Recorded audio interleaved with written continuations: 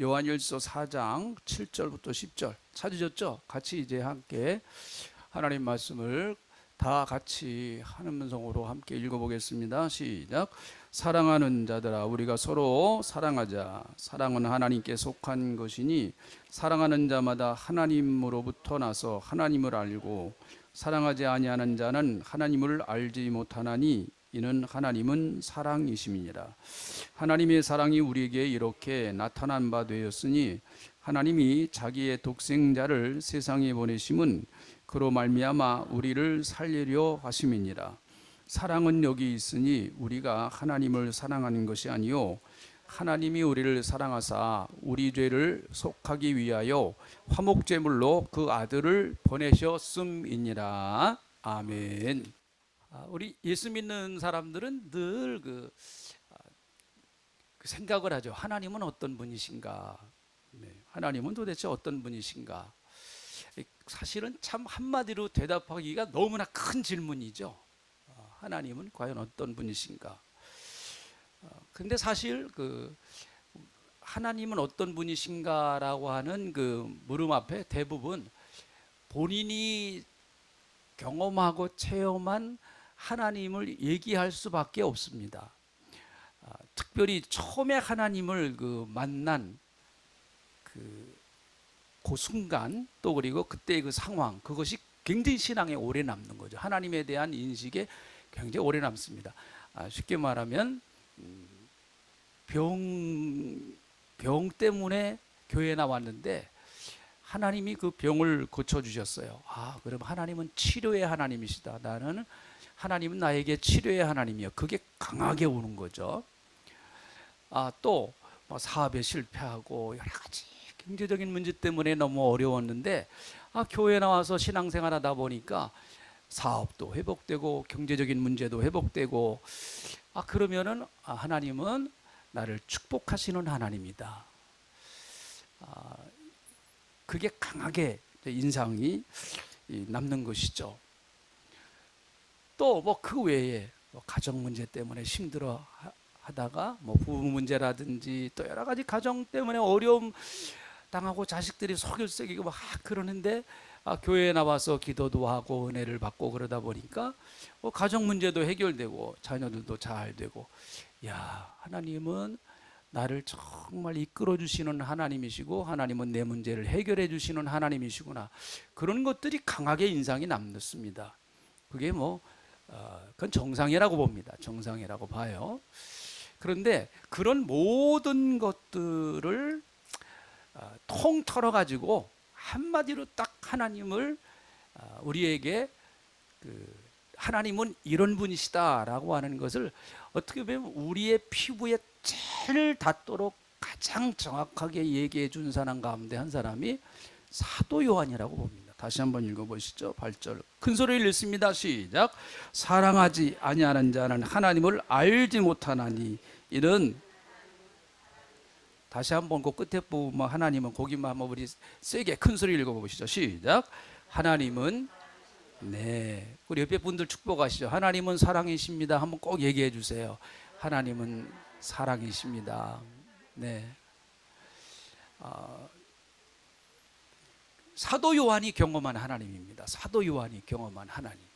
그러니까 어떻게 보면은 하나님에 대하여 가장 정확하게 우리에게 그나마 소개한 사도가 사도 요한이라고 봅니다. 하나님, 아까 제가 서두에 말씀드린 거죠. 하나님은 너무너무 크신 분이시기 때문에 인간의 언어를 가지고 하나님을 다 표현한다고 하는 것 자체가 사실은 언어가 부족한 것이죠.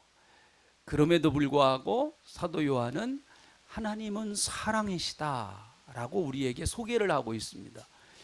여러분, 저와 여러분이 믿는 하나님, 누가 무슨 얘기를 하고 누가 어떤 얘기를 한다고 할지라도 그래도 하나님은 사랑의 하나님이세요. 할렐루야. 그래도 하나님은 사랑의 하나님이십니다. 여러분, 요한복음 3장 16절, 이것도 사도 요한이 우리에게 알려준 거잖아요. 요한복음 3장 16절 우리 다 아시죠? 같이 한번 해보실까요? 요한복음 3장 16절 같이 해봅니다. 시작. 하나님이 세상을 이처럼 사랑하사 독생자를 주셨으니 이는 저를 믿는 자마다 멸망하지 아니하고 영생을 얻게 하려 하십니다. 이런 요한복음 3장 16절은 교회 한 1, 2년 나오면 다 자연적으로 암송할 수밖에 없는 그 요절이죠. 왜 그런가 하면 교회에서 제일 많이 얘기하고 또 목사들이 설교 시간에 제일 많이 인용하는 성경 구절이기 때문에 그렇습니다. 둘 다 요한이 얘기한 거예요. 하나님은 사랑이시다. 또 하나님이 세상을 이처럼 사랑하사, 거기서 세상이라고 하는 말은 결국 저와 여러분을 말하는 것입니다. 거기다가 여러분의 이름을 딱 그 대입시켜서 하면은 더 은혜가 되는 거예요. 한번 해보실까요? 하나님이 세상을 할 때고 세상에다 세상을 싹 빼고 여러분의 이름 성함을 한번 넣어서 같이 다시 한번 우리 해보겠습니다. 시작. 하나님이 이창택을 이처럼 사랑하사 독생자를 주셨으니 이는 저를 믿는 자마다 멸망하지 아니하고 영생을 얻게 하려 하심이니라. 여러분, 사도 요한은 왜 유난히 하나님을 사랑의 하나님이라고 우리에게 그렇게 이야기했을까요? 사실 12제자 중에서 예수님의 사랑을 제일 많이 받은 사람이 사도 요한이에요.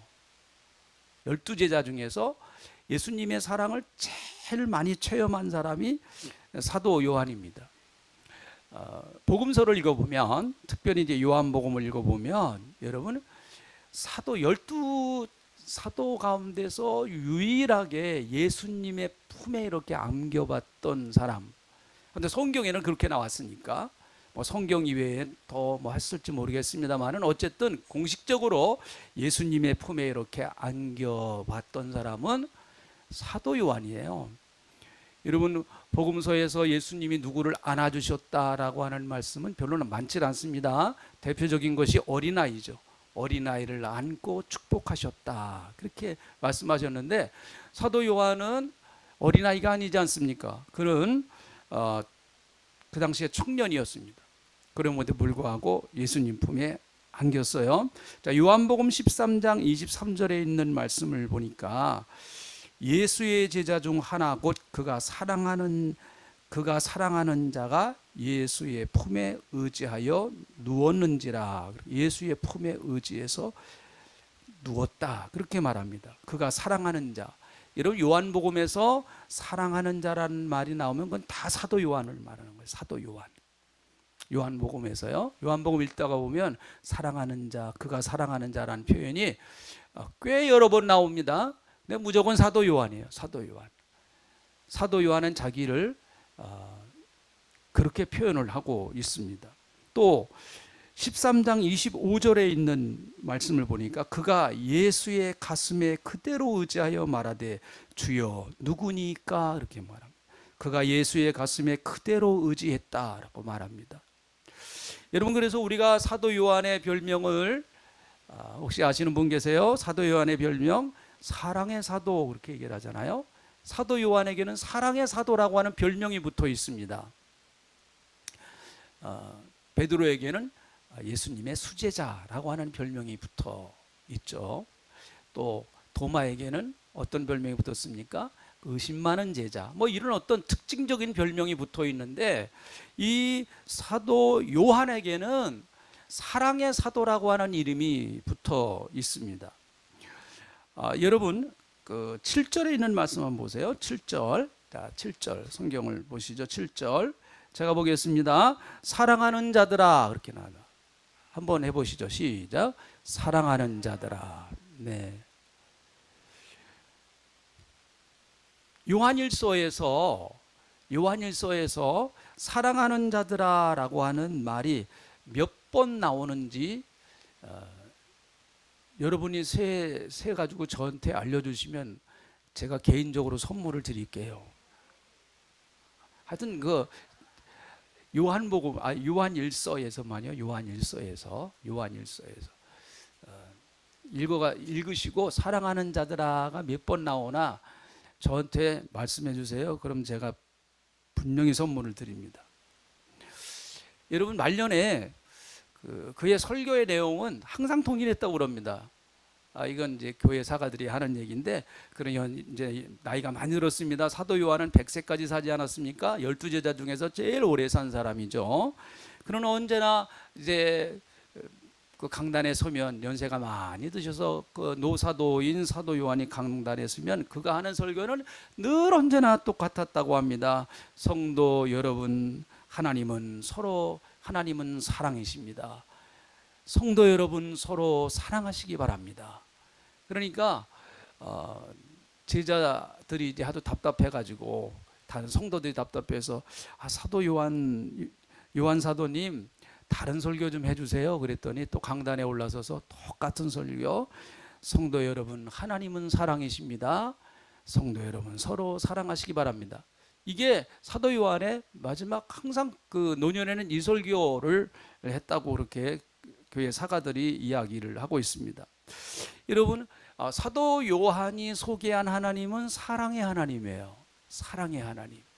자, 그 사랑의 하나님의 모습, 본문 말씀에서, 우리가 읽은 이 짧은 본문 말씀에서 요한이 말하고 싶은 사랑의 하나님의 모습은 어떤 모습이신가, 어떤 사랑의 하나님의 모습이신가를 한번 좀 보겠습니다. 자, 7절 다시 한번 보겠습니다.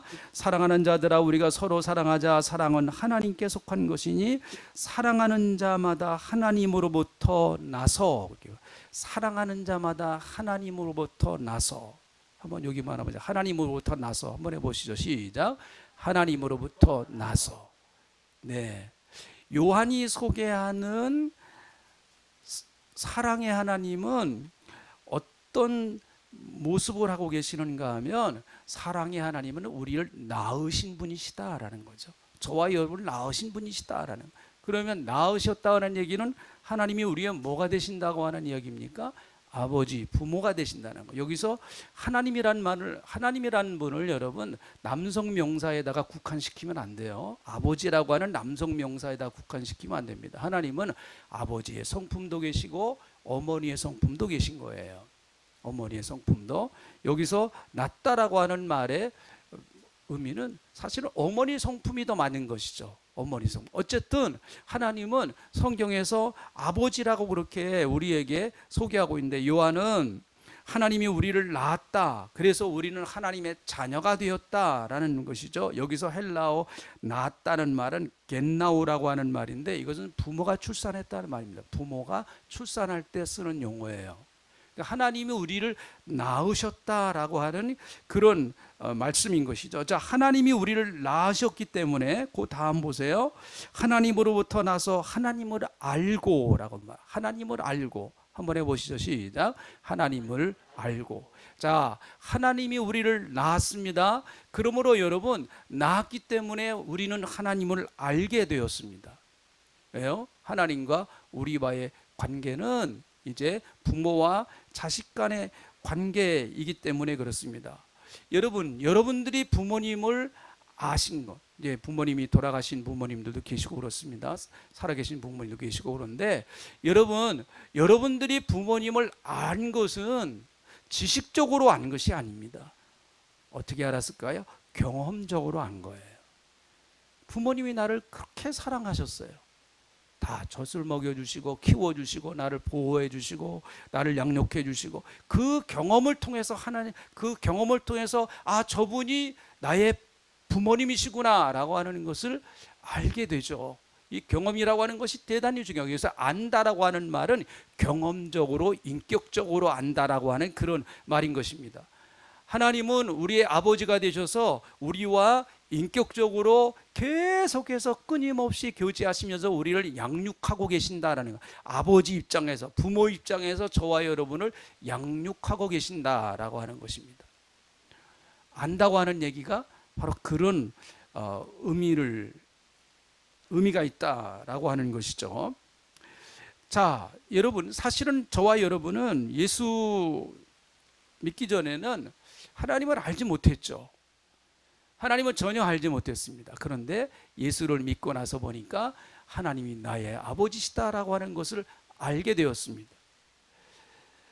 하나님이 우리의 삶을 이끄시는 아버지시다라고 하는 것을 예수를 믿고 나니까 이제 알기 시작을 했단 말이죠. 자, 그뿐만 아니라 9절에 가서 보세요. 9절에 가서 사도 요한은 또 우리에게 이렇게 말합니다. 하나님의 사랑이 어떤 사랑인가 하는 걸 이렇게 말하죠. 9절에 있는 말씀 제가 읽어보겠습니다. 하나님의 사랑이 우리에게 이렇게 나타난 바 되었으니, 자, 하나님의 사랑이 나타났다는 겁니다. 이렇게 나타났다는 거예요. 하나님의 사랑을 하나님은 우리에게 이렇게 보여주셨다라는 얘기죠. 하나님의 사랑이 우리에게 나타난 바 되었으니 하나님이 자기의 독생자를 세상에 보내심은, 예수 그리스도를 세상에 보내심으로 하나님의 사랑을 우리에게 보여주셨다라는 얘기죠. 자, 예수님을 왜 이 땅에 보내주셨느냐? 그로 말미암아 우리를 살리려 하심이다라고 말합니다. 예수로 말미암아 우리를 살리려 합니다. 이게 하나님의 사랑이라는 거죠.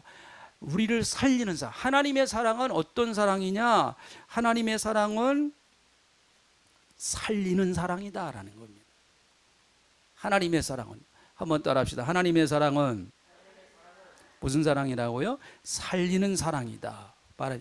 여기서 살린다라는 말의 헬라어는 짜오라고 하는 말인데, 이 말의 의미는 초자연적 생명이란 말이에요. 초자연적 생명. 하나님이 우리를 살려주셨단 말이에요. 우리의 육신의 생명은 부모로부터 받았습니다. 그러나 우리의 영의 생명은 하나님께로부터 받은 거예요. 이건 초자연적인 생명이에요. 그래서 육신의 생명은 여러분 사망이 지배할 수밖에 없습니다. 믿는 사람도 마찬가지예요. 한 번 죽는 것은 정한이치라 그랬으니까 믿는 사람이든 믿지 않는 사람이든 여러분 한 번은 다 죽습니다. 사망이 지배할 수밖에 없어. 사망의 지배를 당할 수밖에 없죠. 그러나 저와 여러분은 주님이 주신 또 다른 생명이 있어요. 또 다른 생명. 그 생명을 주셔서 우리를 살려 주셨단 말이죠. 여러분, 바울은 에베소서 2장 1절에서 우리가 예수 믿기 전에 어떤 존재였는가 하는 것을 우리에게 말하고 있는데, 에베소서 2장 1절에 보니까 이런 말씀이 있습니다. 그가 허물과 죄로 죽었던 너희를 살리셨도다. 허물과 죄로 우리가 죽었었대요. 그런데 하나님이 우리를 살리셨다라는 것입니다. 허물과 죄는 우리를 죽여요. 그러나 예수님은 하나님은 우리를 살리시는 분이시다 라고 말씀하시죠. 그래서 하나님의 사랑은 여러분 지금도 죽을 것 같은 자리에 있는 우리를 살려내시는 분이세요. 여러분 꼭 이거 믿으세요. 하나님은 내가 어떤 상황에 있든 어떤 환경에 있든 하나님은 반드시 하나님의 자녀들을 살려내십니다. 그래서 사망이 우리를 지배할 수 없는 거예요. 우리가 사망에 매여서 결국은 사망의 지배를 당해서 무덤 속으로 마지막 간다고 할지라도 여러분 주님은 우리를 살려내시는 분이시기 때문에 그 무덤문을 열게 하셔서 예수님이 다시 오실 때 우리를 다시 살려내시는 거죠. 여러분 믿으시길 축원합니다. 우리를 다시 살려내는 거예요. 그것은 마지막 때만 그럴까요? 아닙니다. 우리가 이 땅에서 살아가는 동안에 정말로 죽고 싶은 환경, 죽을 것 같은 그런 환경, 또 죽음과도 같은 그런 환경을 만나잖아요. 만납니다. 다 이거 없는 사람은 어디 있겠습니까? 다 만나요. 다윗이 시편 23편 4절에서 여러분 이렇게 얘기를 합니다. 이거는 우리 잘 알잖아요. 시편 23편 여호와는 나의 목자시니 내가 부족함이 없으리라 하면서 쭉 얘기하는데 그 4절에 가보니까 이런 얘기를 합니다. 사망의 음침한 골짜기로 다닐지라도 해를 두려워하지 않을 것은 주께서 나와 함께 하심이라. 같이 한번 읽어보실까요? 시작. 사망의 음침한 골짜기로 다닐지라도 해를 두려워하지 않을 것은 주께서 나와 함께 하심이니라. 할렐루야. 그렇습니다. 사망의 음침한 골짜기로 여러분 들어가요. 이거 피할 사람 없습니다. 피하고 싶다 그래가지고 피할 수 있는 상황들이 아니에요. 인생이 그거 다 피하고 다니고 그 피하면서 다니면서 산다 그러면은 여러분 우리는 하나님이죠. 우리가 어떻게 피하겠습니까?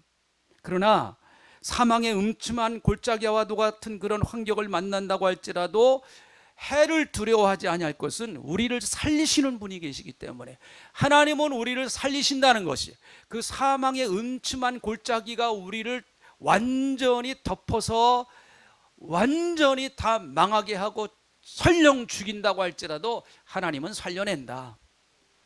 하나님은 살려낸다.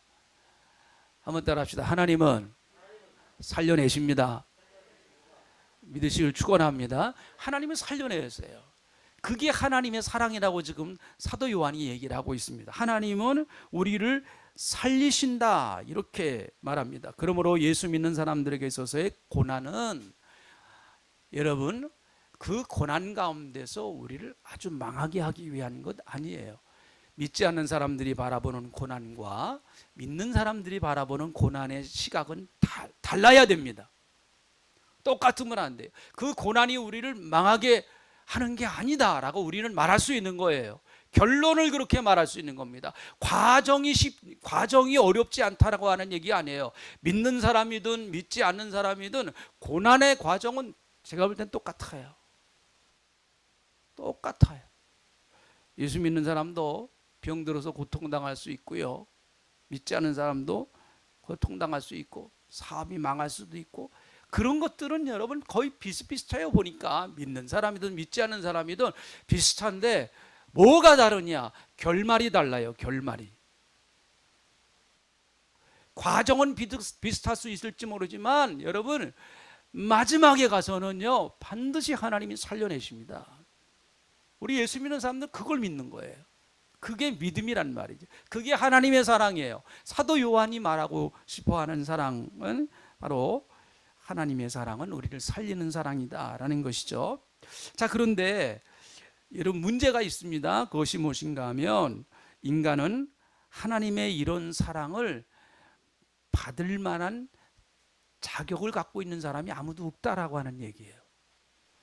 하나님은 우리를 이렇게 사랑하시고 놀라운 사랑을 해주셨음에도 불구하고, 인간은 하나님의 이런 사랑을 받을 만한 아무런 자격을 갖고 있는 사람이 없다라는 것입니다. 다시 말하면 하나님과 인간 사이에는 심각한 문제가 생겼어요. 심각한 문제가 생겼습니다.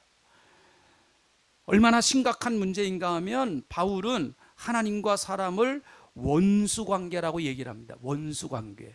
자, 하나님과 사람과의 관계가 무슨 관계라고요? 원수관계라고. 여러분, 우리는 이제 다 결론을 아는 분들이기 때문에 편하게 말씀을 드리잖아요. 그러나 우리가 예수 믿기 전에 우리는 하나님과 우리와의 관계가 얼마나 불편했는가 하면, 하나님과 우리와의 관계는 원수관계였습니다. 원수관계. 원수를 만나면 어떻게 해야 돼요? 무찌르자. 다 잊어버리셔. 하도 오래돼갖고 다 잊어버리셨구나. 젊은 분들은 또 모르시냐. 우리 어렸을 때만 해도 이 노래 많이 불렀어요. 무찌르자. 공산당. 요즘 이런 얘기하면은 참 웃은 얘기인데, 원수를 물리치고, 어서 많이 듣는 얘기죠. 수령님의 명령만 있으면 뭐 이런. 여러분, 하나님과 우리와의 사이가 좋은 관계가 아니에요. 불편한 관계입니다. 그러므로 여러분, 인간은 하나님 앞에 나오기가 대단히 싫은 거예요. 그래서 전도가 어려워요. 아담과 하와가 선악과를 따먹고 나서 여러분은 하나님의 무서운 심판을 피하기 위해서 숲속으로 숨어버렸잖아요. 숨었습니다. 하나님의 음성이 두려워요. 과거에는, 죄 짓기 전에는 하나님의 음성이 그토록 좋고 은혜스럽고 사랑스럽고 그토록 달콤했는데, 그러나 이제 죄를 짓고 나서 여러분, 하나님의 음성이 두려워서 그들은 숲으로 숨어버리고 말았습니다. 두려웠습니다. 하나님과의 관계가 심각한 단절의 관계가 되어버리고 말았단 말이죠. 그래서 하나님과의 관계가 불편해지기 시작했고, 더 나아가서는 원수 관계가 되었다라고 말합니다. 로마서 8장 7절에서 사도 바울은 이렇게 말합니다. 육신의 생각은 하나님과 원수가 되나니, 이는 하나님의 법에 굴복하지 아니할 뿐 아니라 할 수도 없음이니라. 육신의 생각, 인간의 생각은 하나님과 원수된다라고 말합니다. 하나님과 우리와의 사이가 이제 원수 관계였었다, 그렇게 이야기를 하고 있습니다. 그래서 하나님과 원수 관계니까 하나님의 음성이 두려운 거예요. 하나님이 좋지 않은 거예요. 그래서 숨어버리는 겁니다. 아담과 하와가 숨었어요. 여러분, 인간은 하나님을 피해서 숨는 나름대로의 수풀을 다 가지고 있습니다. 다 나름대로 수풀을 가지고 있어요. 하나님 앞에 나오고 싶지 않은, 그래서 숨어버리고 하나님의 설령 심판이 있다고 할지라도 나는 그 하나님의 무서운 심판을 나는 피할 것이다 라고 하는 나름대로의 수풀들을 여러분 가지고 있어요. 왜요? 하나님과의 관계가 좋지를 않으니까. 그런데 감사하게도 하나님께서는 인간과 화해하기 위해서 사랑의 손길을 하나님 편에서 베풀기 시작했습니다. 자, 10절에 있는 말씀을 보세요. 10절. 그러니까 참 10절에 있는 이 말씀이 너무 귀한 말씀이죠. 자, 10절 같이 다시 한번 읽어봅니다. 이 말씀 오늘 우리가 읽은 말씀 중에서 제일 중요한 말씀이죠. 같이 큰 소리로 읽습니다. 시작. 사랑은 여기 있나니 우리가 하나님을 사랑한 것이 아니요 하나님이 우리를 사랑하사 우리 죄를 속하기 위하여 화목제물로 그 아들을 보내셨음이니라. 그렇게 말합니다. 여러분, 하나님과 인간 간의 불편한 관계를 하나님께서 하나님 편에서 사랑의 손길을 내밀기 시작했습니다. 하나님의 사랑의 이야기가 시작됩니다. 사람과 다시 하나님은 화목하려고 하는 계획을 세우셨는데 그 계획을 실행한 것이 성탄절이에요. 크리스마스예요. 하나님의 사랑, 인간과 다시 그런 불편한 관계를 하나님 편에서 화해하시기 위해서 여러분 세운 계획, 그 사랑의 이야기, 그게 성탄절이죠. 인간을 찾아오신 하나님의 사랑의 이야기, 그것이 크리스마스의 이야기 아닙니까? 여러분, 하나님과 인간과의 화목을 방해하는 죄를 깨끗하게 하시기 위해서 예수님이 이 땅에 보내셨습니다. 그래서 그분을 철저하게 제물 삼아서 인간의 모든 죄악을 다 누구에게 담당시키셨는가 하면 여러분 예수님께 다 담당을 시켜버리셨단 말이죠. 그래서 예수님은 우리의 모든 죄를 다 담당하시고 십자가에 달리셨다. 우리가 100번 듣고 1000번 듣고 10,000번 들은 이야기입니다. 여러분 얼마나 빠른 이야기 들었습니까? 사도 요한은 바로 이런 예수님을 뭐라고 얘기를 합니까? 자, 10절 하반절 다시 보시죠. 네. 우리를 사랑하사 우리 죄를 속하기 위하여 화목제물로 그 아들을 보내셨다. 그래요. 화목제물. 한번 해보시죠. 시작. 화목제물. 네. 화목제물이시다라는 거죠. 그러니까 여러분 예수님께서 왜 십자가에 골고다에서 십자가에 죽으셨느냐? 그것은 아까 말씀드린 것처럼 하나님과 우리와의 관계는 원수 관계였었는데 하나님께서 인간과 화해하시기 위해서 그 불편한 원수 관계를 깨트려 버리시고 인간과 화목하시기 위해서 예수님을 이 땅에 보내셔서 그분을 십자가에 못 박으신 거예요. 그래서 그분에게 우리의 죄를 다 옮겨버리신 겁니다. 그러므로 우리는 예수 그리스도를 믿음으로 말미암아 하나님께 나가서 하나님과 화목할 수 있는 길이 열린 거예요. 예수님은 그래서 화목제물이 되셨다라고 말씀하십니다. 누구든지 예수님의 십자가를 의지하고 하나님 앞으로 나오면 하나님은 그 사람의 죄를 보시지 않고 예수님의 그 보혈의 피를 보고 우리와 화목하는 거예요. 우리가 잘나서 화목하는 게 아니면 하나님이 우리와 잘나서 내가 너와 화목한다 그거 아니죠. 아까 말씀드린 것처럼 우리는 이미 다 자격을 상실한 사람들이란 말이죠. 그런데 예수님의 보혈의 피를 의지해서 하나님 앞으로 나가면 하나님은 우리의 과거의 죄악된 모습을 보시는 것이 아니고 예수님의 십자가에 그 흘리신 보혈의 피를 보심으로 말미암아 그래 내가 너와 이제는 화목한다라고 하는 그 화목을 선언하시고 선포하시는 거예요. 그래서 하나님과 우리가 이제 화목하게 되는 그런 놀라운 축복을 받게 된 것이죠. 에베소서 2장 16절에 있는 말씀을 보니까 또 십자가로 이 둘을 한 몸으로 하나님과 화목하게 하시려 합니다. 원수된 것을 십자가로 소멸하시고, 그렇게 말했어요.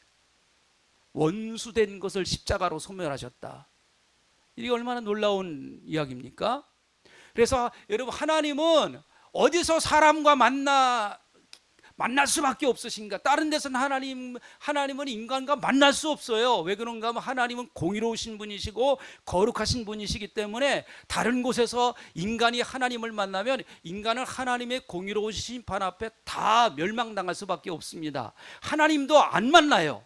다른 곳에서는 인간을 안 만나십니다. 그런데 하나님이 인간을 만나시는 유일한 장소가 어딘가 하면 구약에서는 성막에서 만나요. 구약에 딴 데서 안 만나요. 성막에서 만나십니다. 신약에서는 성막이 그대로 어디로 옮겨왔는가 하면 갈보리 언덕에 십자가로 옮겨왔어요. 예수님의 십자가로. 그래서 십자가에서 하나님이 저와 여러분을 만나시는 거예요. 할렐루야. 성경은 이것을 복음이다, 그렇게 얘기를 해요. 예수님은 이 일을 하기 위해서 화목제물로 이 땅에 오신 것이죠. 그러므로 누구든지 예수님의 보혈을 의지하여 은혜의 보좌 앞으로 누구나 담대하게 나갈 수 있다. 시브리서 4장 16절에 말합니다. 자, 시브리서 4장 16절에 있는 말씀을 보니까 그러므로 우리는 긍휼하심을 받고 때를 따라 돕는 은혜를 얻기 위하여 은혜의 보좌 앞에 담대히 나갈 것이니라, 그렇게 말합니다. 이건 이제 구약적인 배경에서 나온 말씀인데요. 여기서 은혜의 보좌라고 하는 것은 그 지성소를 말해요. 그 성소에 들어가 보면은 이제 반은 3분의 2는 성소, 3분의 1은 지성소, 그렇게 말합니다. 이 지성소 안에는요 1년에 한 번 대제사장이 딱 한 번 들어갑니다. 대속죄일 날. 그래서 이스라엘 백성들의 모든 죄를 그날 한 날 전부 다 속하는 거예요. 다 이스라엘 백성들의 죄를 한 번에 다 사함받게 하는 날이 대속죄일이죠. 그래서 구약 성경에서 인간의 죄를 속하는 그 속함의 기간은 1년이에요. 1년. 속죄 기간은 1년입니다. 그런데 여러분, 예수 그리스도께서 십자가에서 피 흘려 돌아가심으로 말미암아 단번에 우리의 모든 죄를 다 사하시고 영원한 죄물이 되셔서 우리를 속죄하셨어요. 그래서 그것을 은혜의 보좌로 만드셨단 말이죠. 대제사장이 1년에 한 번 들어가는 그 보좌, 지성소 안으로 들어가면은 그 보좌가 있거든요. 시온소라 그래가지고 거기 대제사장이 거기 들어가서 피를 갖다가 확 뿌립니다. 그래서 이스라엘 백성들의 죄를 다 깨끗하게 하는데, 대제사장이 1년에 한 번밖에 들어갈 수 없는 그 은혜의 보좌 앞에 저와 여러분은 히브리서 4장 16절에 있는 말씀을 보니까 그러므로 우리는 긍휼하심을 받고 때를 따라 돕는 은혜를 얻기 위하여 은혜의 보좌 앞에 담대히 나간다. 때를 따라 돕는 은혜를 얻기 위하여. 여기서 때를 따라라는 얘기는 얼마든지 가고 싶을 때라는 말이에요. 내가 들어가고 싶을 때. 하나님, 나 지금 이렇게 힘든 가운데 있습니다. 하나님이 날 도와주셔야 돼요. 하나님께서 나와 함께 하셔야 됩니다. 그래야 내가 이 어려움 이겨나갈 수 있어요. 하나님, 난 정말 주님의 은혜가 필요한 사람입니다. 나에게 은혜를 베풀어 주세요. 언제든지 하나님 앞으로 이제는 예수님의 십자가의 보혈을 의지해서 나갈 수 있다. 왜요? 하나님과 화목한 사람이기 때문에. 하나님과 화목한 사람이기 때문에. 그러므로 여러분, 필요할 때 주님 앞에 나오세요. 어렵고 힘들 때 은혜의 보좌 앞으로 나가서 그분의 도움을 요청하시기 바랍니다. 하나님, 나 도와주세요. 죽을 만큼 힘들어요. 누구도 날 도와줄 수 없어요. 여러분, 누가 날 도와줘요? 설령 도와준다고 그래도 나의 어려움을 근본적으로 해결이 됩니까, 그것이? 저와 여러분은 하나님 도움 받으면서 살아야 돼요. 하나님이 도와주셔야 살 수 있는 사람이에요. 하나님의 은혜의 보좌 앞으로 나가는 거예요.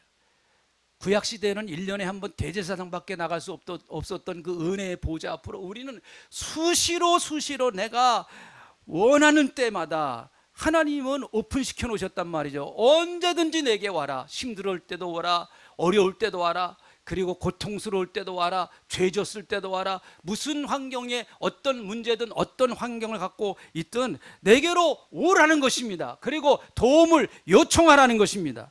그러면 내가 돕겠다. 여러분, 이것은 주님이 우리와 화해한 증거란 말이죠. 하나님이 우리와 화해하셨어요. 그래서 우리를 도와주시겠다라고 말씀하시는 것이죠. 탕자의 비유를 잘 아시잖아요. 여러분, 탕자는 돌아왔을 때 금은 보석 싸들고 돌아오지 않았습니다. 탕자가 돌아왔을 때 어떻게 돌아왔어요? 여러분, 탕자가 돌아왔을 때 어떻게 돌아왔습니까? 탕자가 돌아왔을 때는요, 거짓 꼴을 하고 돌아왔습니다. 무슨 꼴을 하고 돌아왔다고요? 네, 거짓 꼴을 하고 돌아왔어요. 탕자가 돌아오기 전에 마지막 가지고 있었던 직업이 뭔가 하면 돼지 치는 일을, 돼지 우리에서 돼지 치는 일을 했어요. 그러니까 그의 몸에서는, 옷에서는 무슨 냄새가 날까요? 돼지 냄새가 나죠. 유대인들이 제일 싫어하는 동물이 돼지예요. 돼지. 유대인들은 지금도 돼지고기 안 먹습니다. 돼지는 아주 저주받은 짐승으로 생각합니다.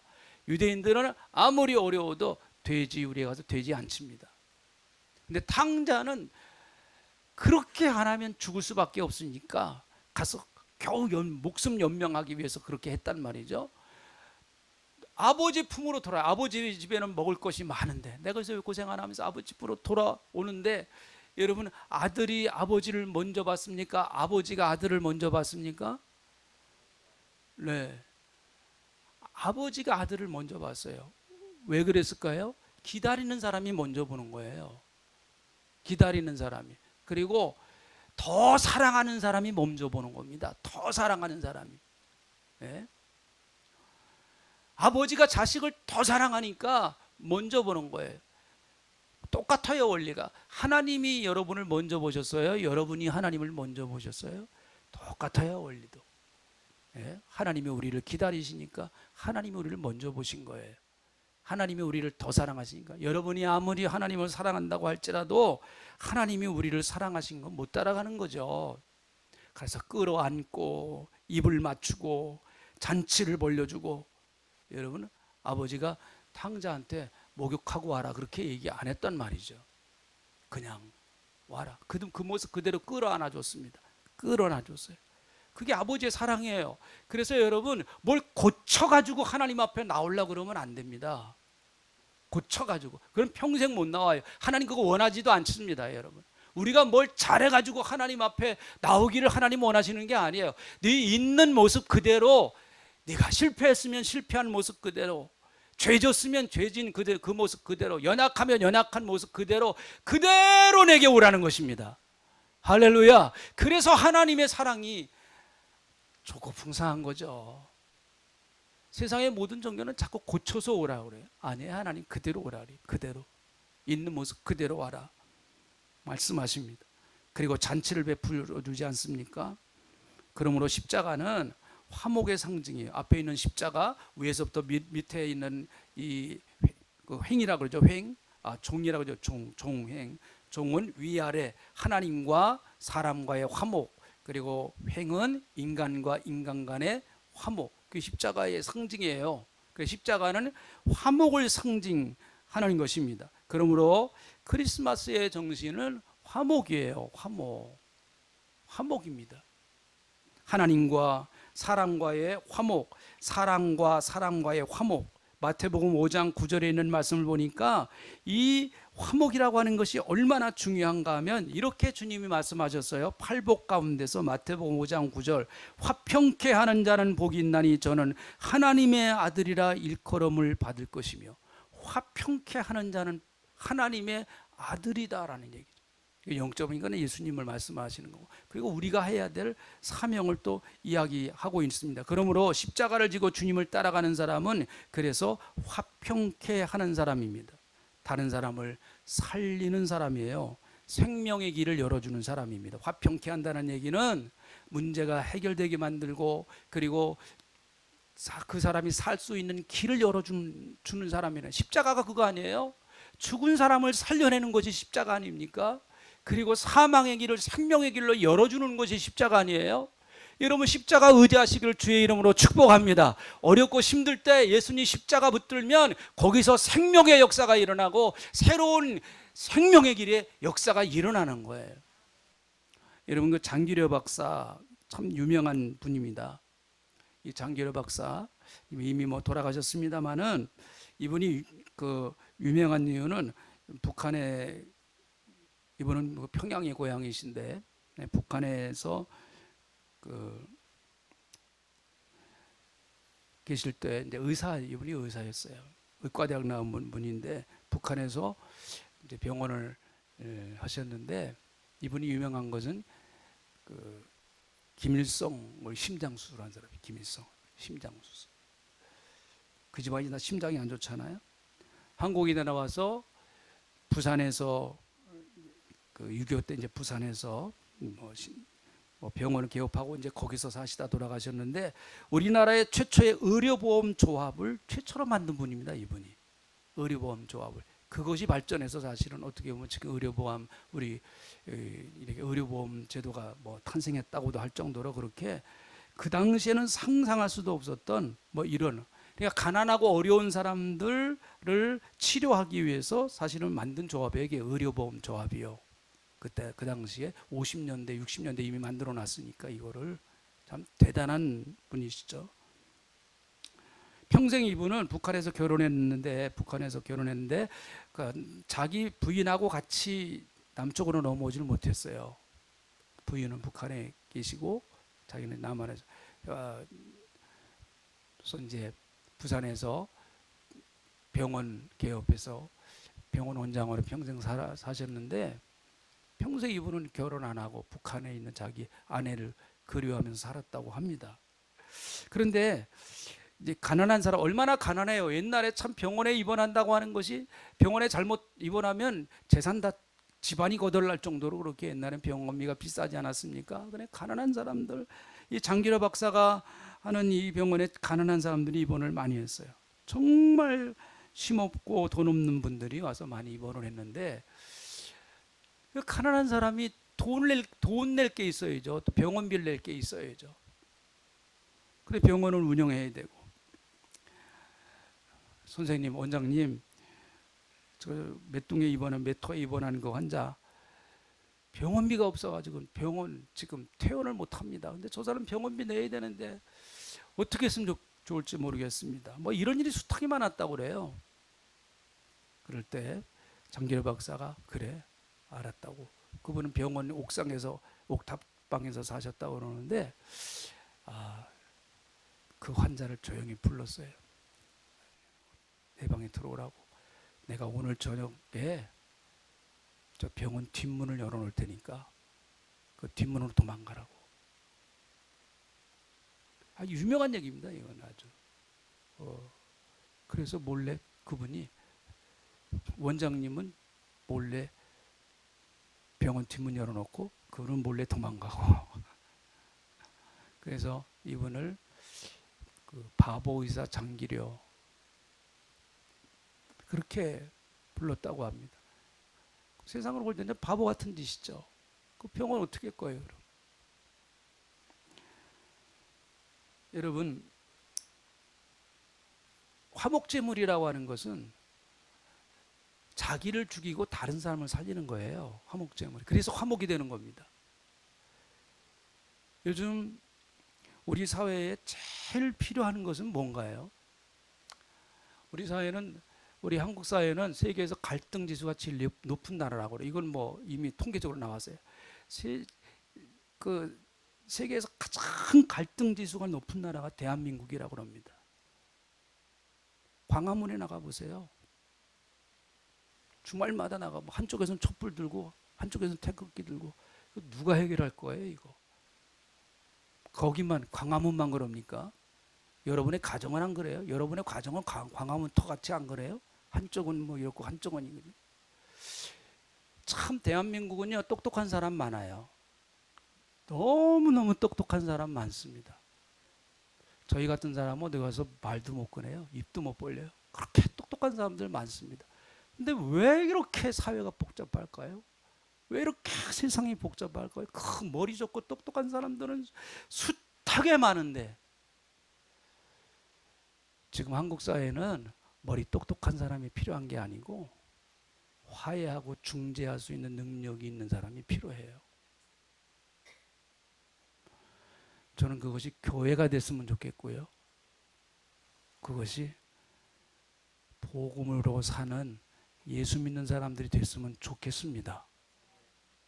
기도하겠습니다. 화목제물은 원수된 것을 관계를 풀어내는 겁니다. 관계를 풀어내는 사랑과의 관계, 또 하나님과의 사랑과의 관계, 원수거든요. 원수. 도저히 합칠 수 없는 그 관계를 풀어내는 거예요. 화목제물은. 예수님이 이 땅에 사도 요한이 말합니다. 화목제물로 오셨다. 그 화목제물로 보내신 그 하나님이 사랑이시다. 이렇게 말하고 있습니다. 우리는 그 사랑 받고 사는 거예요. 또 우리를 향해서 이제 네가 세상에 가서 네 가정에 가서 또 공동체에서 교회 공동체에서 또 세상에 가서 네가 이제 화목제물 되라. 참 어려운 얘기예요. 그러나 십자가 지고 가야 십자가 치고 가는 사람만이 가능합니다. 이런 사람 되고 싶지 않으세요? 우리 교회도 여러분 가정도 우리 대한민국도 화목제물이 필요합니다. 하나님, 이번 성탄절 하나님의 사랑, 하나님은 사랑이라고 사도 요한이 우리에게 오늘 들려준 이 말씀, 사랑하셔서 예수님을 화목제물로 보내주셔서 우리와 하나님 사이의 불편한 관계를 깨트리시고 원수되었던 관계를 무너뜨리시고 이제 우리는 하나님 앞에 나와 이렇게 축복받는 사람으로 살아가게 하신 것을 감사를 드립니다. 이제 내가 받은 이 축복 또한 나도 세상에 가서 화목제물 역할할 수 있는 저희들이 다 되게 하나님 은혜를 베풀어 주시옵소서. 감사합니다. 예수님의 이름으로 기도하옵나이다. 아멘.